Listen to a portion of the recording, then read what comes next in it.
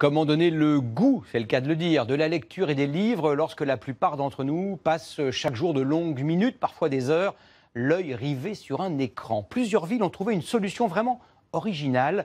Illustration du vieil adage, rien ne se perd, tout se transforme, y compris de vieilles cabines téléphoniques. Romain Gouachon et Léa Caboche ont décroché.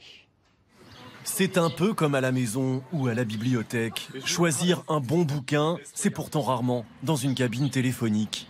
Vous avez tout type de livres. Vous avez aussi bien des livres pour, pour des enfants, des collégiens, par exemple, les Fourberies de Scapin. Mais aussi le secret de Champollion ou les confessions de Saint-Augustin. Et allez, pourquoi pas, la gloire de l'Écosse.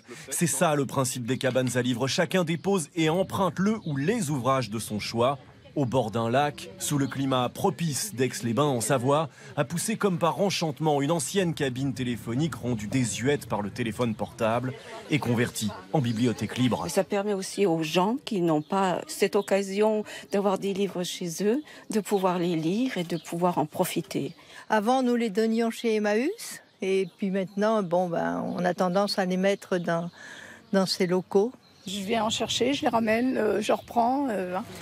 Et l'expérience a conquis le cœur de la ville. Ici, 9 de ces cabanes à livres ont été disposées, ça et là, sous la vigilance d'Isabelle, habitante d'Aix-les-Bains, à l'origine du projet.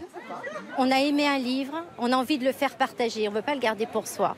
Donc on va le mettre dans ces cabanes en disant, même des fois en mettant juste un petit mot dedans, et en disant « je partage ce livre ». Quant aux jeunes lecteurs, ils ont leur propre rayon.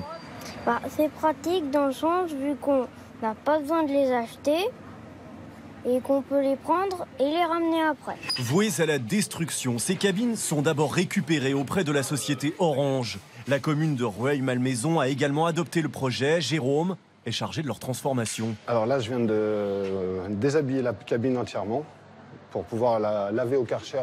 Dernière innovation autour de ces bibliothèques d'un nouveau genre, l'éclairage. On fonctionne en 12 volts. 12 volts continu. Ces étudiants en systèmes électriques ont résolu le problème à l'aide de panneaux solaires. En fait, à partir du moment où on va ouvrir les portes comme ça et rentrer dedans, le détecteur de mouvement va nous voir et ça va nous permettre à tout moment de lire un livre le soir ou tard dans la soirée.